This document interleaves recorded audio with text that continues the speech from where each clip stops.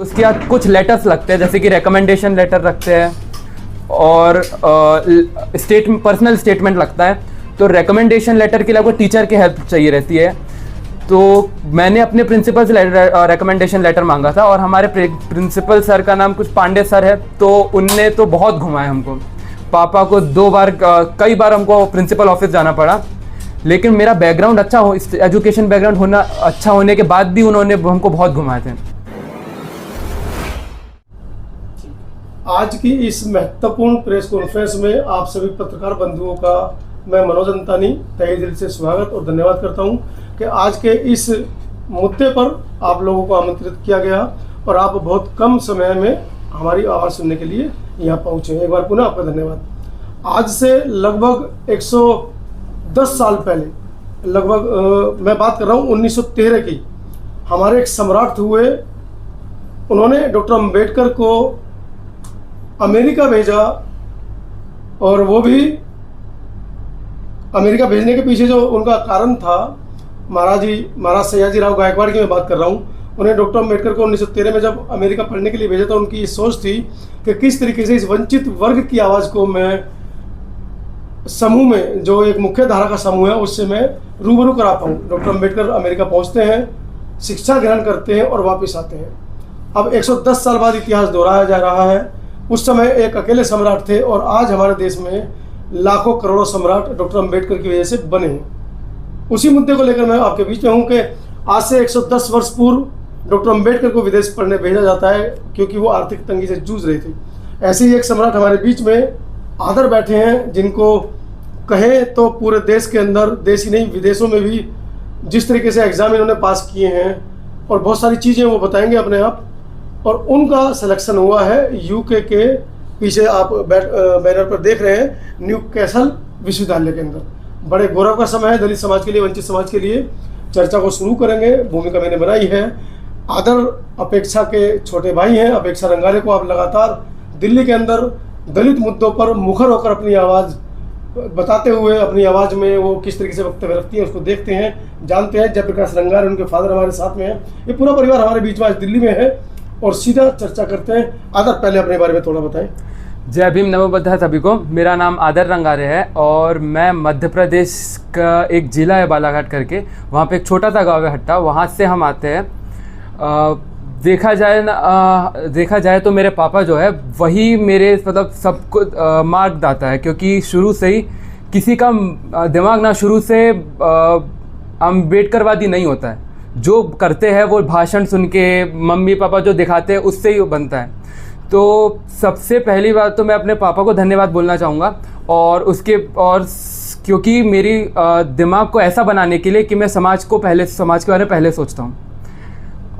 यही कारण है कि मेरी बहन भी अब स्पीचेस देती है समाज को जागरूक करने के लिए, और इसी के कारण मैं भी बाहर पढ़ने जा रहा हूँ। क्योंकि मैंने सब सारे लोगों के, जैसे कि रतनलाल सर जी के, लक्ष्मण यादव सर के, हम शुरू से उनकी स्पीचेस देख के बड़े हुए हैं। शंभू सर की न्यूज़ से सुन के बड़े हुए हैं, आप सब लोगों की न्यूज़ सुन के बड़े हुए हैं। तो मेरे पापा के दिमाग में जब अम्बेडकर जी को पापा ने पढ़े थे, तो उनके दिमाग में यही था कि मेरे को अपने बच्चों को भेजना है तो बाहर पढ़ने भेजना है।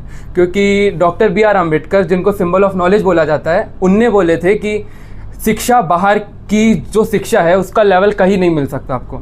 आप यहाँ पढ़िए वो अच्छी बात है, लेकिन बाहर की शिक्षा उसका स्तर अलग होता है। इसीलिए यही कारण था कि जिसके कारण डॉक्टर BR अम्बेडकर बाहर पढ़ने गए थे, और यही चीज़ मेरे पापा के दिमाग में थी। इसी कारण की वजह से धीरे धीरे पापा ने हमारे दिमाग में भी डाले कि हमको ही बाहर पढ़ना है। और एक समय ऐसा आया कि मैंने भी सोच लिया कि अब मेरे को बाहर ही पढ़ना है। पापा के दिमाग में ये भी था कि पापा के जितना भी हो सकता है, पापा ने बोले थे उनसे ज़्यादा करेंगे, बस आप पढ़ो। और बाबा साहब भीमराव अम्बेडकर तो हमारे आइडियल थे, जैसा उनने पढ़े थे। बस मैंने सोच लिया कि वो लॉ पढ़ने गए थे, तो मैं भी यूके में लॉ ही पढ़ने जाऊँगा। बिल्कुल, जैसा कि डॉक्टर अम्बेडकर की बहुत बड़ी कोटेशन है, अंग्रेजी शिक्षा, हालांकि इसको तौर मरोड़ के पेश कर दिया जाता है कि शिक्षा व शेरनी का दूध है। डॉक्टर अम्बेडकर का जो ओरिजिनल जो कोटो है वो है, अंग्रेजी शिक्षा शेरनी का वह दूध है, जो पिएगा वो दाढ़ेगा। अंग्रेजी शिक्षा से मतलब उनका देश के अंदर अंग्रेजी का प्रचार प्रसार नहीं था, क्योंकि वो अंग्रेजी में बातचीत कर रहे थे, इसीलिए गोलमेज 1931, 32, 33 में वो अपनी बात अंग्रेजों तक समझा पाए। अगर वो अंग्रेजी नहीं बोल रहे होते तो मुझे लगता है कि उनकी बात को गोलमेज सम्मेलन, उसके बाद देश का कॉन्स्टिट्यूशन, किस तरीके से सारी बातें हुई हैं, वो कहीं ना कहीं अंग्रेजी शिक्षा पर उनकी पकड़ थी, इसलिए वो ये सब काम कर पाए। जयप्रकाश रंगा जी, स्वागत आपका। सर, क्या बच्चों को पिलाया है? मतलब बच्चे अभी तो, हम तो इस उम्र में आके डॉक्टर अम्बेडकर को पढ़ रहे हैं, समझ रहे हैं, और आपने तो बच्चों को 20-22 साल की उम्र में ही ये सब शिक्षा दे दी है। जैसे जैसे मैं अम्बेडकर की बुकें पढ़ते रहा, अपने महापुरुष की बुकें पढ़ते रहा, तो मुझे ये अनुभव हुआ कि बच्चों को पढ़ाना है, बहुत पढ़ाना है। और बाहर जैसे सभी हमारे जैसे नाम लिए बेटा ने कि रतनलाल जी, शंभू जी कि बाहर की शिक्षा दो, वो सिरनी का दूध है, यहाँ की शिक्षा। तो मेरे दिमाग में भी यही आया कि मैं दोनों बच्चों को बाहर पढ़ाऊंगा। मेरी बेटी 12वीं में जबलपुर में थी, हमको उतना नॉलेज नहीं था बाहर कैसे पढ़ा है, उतनी जानकारी नहीं मिल पाई थी, तो इसलिए फिर दिल्ली यूनिवर्सिटी आई 12वीं करके। और यहाँ से जब 1-2 साल रही तो थोड़ा बहुत नॉलेज यहाँ से ली, तब इनने बताई अपना नॉलेज इसको कि ये एग्ज़ाम दो, ऐसे करो वैसे करो, उसका नॉलेज इसको फ़ायदा मिला। तो ये अब 12वीं करने के बाद वहाँ सिलेक्शन हो गया। अपेक्षा, फादर आपको कह रहे हैं कि आपको देखकर, आपको पढ़कर उसको बाहर जाने के, आप खुद क्यों नहीं जा रहे? सर, मैंने सबसे पहले तो जैसे भाई ने बताया कि हम लोग, पापा ने भी बताया कि ये सारी जो नॉलेज होती है ना, प्रायर नॉलेज किसी के पास नहीं होती, और स्पेशली हमारे समाज को तो पता ही नहीं होता, वो सोचता ही नहीं है इस डायरेक्शन में। So we even don't know कि कैसे कैसे ना क्या क्या चीज़ें होती है। और अभी जैसे जैसे मैं आपको प्रोसेस बताऊंगी तो आपको पता चलेगा कि आपको अगर फॉरेन यूनिवर्सिटी में पढ़ना है तो आपको 2 साल पहले से शुरुआत करनी होती है। एग्ज़ाम होती है आइल्स करके, इंग्लिश के एग्ज़ाम जो आपको निकालनी होती है।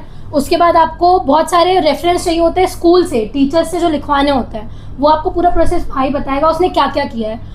तो ये सारी चीज़ें हमारे लोगों को नहीं पता है, और ये सारी चीज़ें जब मुझे पता चली तो मेरा ये था कि हम लोग कोई भी ऐसी चीज़ नहीं छोड़ेंगे जो आपको बाद में जाके कोई भी हर्डल बने, कोई भी प्रॉब्लम बने। तो हर एक चीज़ इसको करवाई गई, हर एक चीज़ उसने भी की, पापा ने भी बहुत सारी हेल्प की। तो ये सारी चीज़ें हैं। तो अगर दर्शकों को, जरा हमारे दर्शकों को बताएं जो इस समय आपके साक्षात्कार को देख रहे हैं, और जो बच्चे हैं, जो स्टूडेंट हैं, वो भी थोड़ा मोटिवेट हो पाए, क्योंकि जो मुख्य मुद्दा है उसको हम थोड़ी देर में लेकर चलेंगे। फिलहाल आप ये बताएं कि आप कैसे वहाँ तक पहुँचे। सर, पहली बात, बाहर पढ़ने का सोचना एक बात होती है, लेकिन उसके प्रोसेस जो चालू होती है ना, वो लगभग 1-8 साल से चालू करनी पड़ती है, क्योंकि एक एग्ज़ाम नहीं होते, कई सारे एग्ज़ाम करने पड़ते हैं। लाइक पहले तो आपको आपका 10th और 12th का रिज़ल्ट बेस्ट होना चाहिए। ऐसी भी यूनिवर्सिटी है जो कम परसेंट में भी दे देती है आपको एडमिशन, लेकिन वैल्यू होती है टॉप यूनिवर्सिटीज़ की। जैसे भारत की कोई भी यूनिवर्सिटी ऐसी नहीं है जो वर्ल्ड रैंकिंग में 100 के पास, 200 के पास हो। फर्स्ट यूनिवर्सिटी दिल्ली यूनिवर्सिटी, उसकी रैंकिंग भी 300 के करीब है। तो वर्ल्ड इस लेवल में इंडिया का एजुकेशन स्टैंडर्ड तो इतना अच्छा नहीं है। तो पहली बात, प्रोसेस की बात करते हैं हम लोग। तो पहले जो मेरा मेन मोटिव था वो है 10th और 12th में एस करके पास होना। बिल्कुल सर, और मैं मेरिट में भी आया हूँ 10th और 12th दोनों में 90+ आए परसेंट आया मेरे। और उसके बाद मैंने 12th में 1 महीना, क्योंकि लैक ऑफ नॉलेज था, इसीलिए पहले नॉलेज निकाले कि एक इंग्लिश एग्ज़ाम होती है IELTS करके, उसके थ्रू एडमिशन होता है। और तो पहले वो एग्ज़ाम करनी थी, तो और मेरे 12th भी चल रही थी, तो मेरे को क्या करना पड़ा, मेरे को 1 मंथ का गैप लेना पड़ा 12th के टाइम पे। तो उस बीच में मेरे 12th की स्टडीज़ पूरी ब्लैंक थी। उस समय सिर्फ मैं इस एग्ज़ाम की तैयारी कर रहा था। उस 1 मंथ की एग्ज़ाम में मैंने वो वाले एग्ज़ाम क्रैक किया, उसके बाद फिर 12th कंटिन्यू करके 12th क्रैक किया। और उसके बाद कुछ लेटर्स लगते हैं, जैसे कि रिकमेंडेशन लेटर रखते हैं और पर्सनल स्टेटमेंट लगता है। तो रिकमेंडेशन लेटर के लिए आपको टीचर की हेल्प चाहिए रहती है। तो मैंने अपने प्रिंसिपल से रिकमेंडेशन लेटर मांगा था, और हमारे प्रिंसिपल सर का नाम कुछ पांडे सर है, तो उनने तो बहुत घुमाया हमको। पापा को 2 बार, कई बार हमको प्रिंसिपल ऑफिस जाना पड़ा। लेकिन मेरा बैकग्राउंड अच्छा हो, एजुकेशन बैकग्राउंड होना अच्छा होने के बाद भी उन्होंने हमको बहुत घुमाए थे। मैं कई बार उनसे रिक्वेस्ट किया कि सर मेरे को जाना है यूनिवर्सिटीज़ के, मैंने एडमिशन के लिए अप्लाई करना चाहता हूँ, आप रिकमेंडेशन लेटर दे दीजिए। लेकिन कई समय के बाद हम लोग को कोई टीचर ने हेल्प की, उसके बाद हुआ वो वाला काम। फिर पर्सनल स्टेटमेंट भी देना पड़ता है कि आप बाहर पढ़ने क्यों जाना चाहते हैं। और उसमें मैंने डॉक्टर बी आर अम्बेडकर को पर्सनली मैंने मेंशन किया था कि वो पढ़े इसलिए मैं पढ़ना चाहता हूँ, और मैंने 5 यूनिवर्सिटी में भरा था यूके के, और 5 से मेरे को एडमिशन आ गया था, लेटर आ चुका था। और मेरे को एक पर्सनली यूनिवर्सिटी ऑफ कैंट से मैसेज मिला था कि आपका स्टेटमेंट बहुत अच्छा लगा हमको पढ़ के। और एक और चीज़ मेरे दिमाग में रह गई है कि मेरा यूनिवर्सिटी ऑफ मैनचेस्टर में हो चुका था, लेकिन उसकी रैंकिंग 34 है वर्ल्ड में, लेकिन उसकी स्कॉलरशिप नहीं थी, इसलिए मेरे को रिजेक्ट करना पड़ा। यही पैसों का अभाव। अगर स्कॉलरशिप के लिए आपने कोई एग्जाम भी दिया था, बताते हैं कि पूरे विश्व के अंदर 25 हाँ लोगों में सर, अभी जो मेरे को स्कॉलरशिप मिली है वो बहुत कॉम्पिटिटिव स्कॉलरशिप है।